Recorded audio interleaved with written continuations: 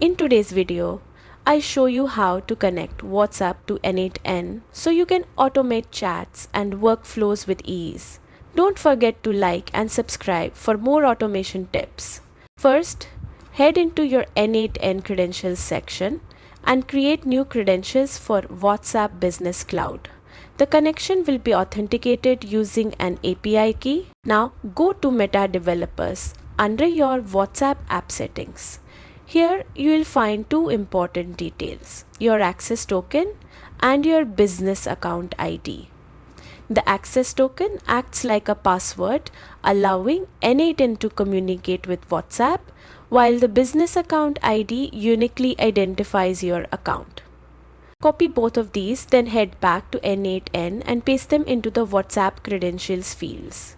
Double check for typos or extra spaces, then save your changes. That's it.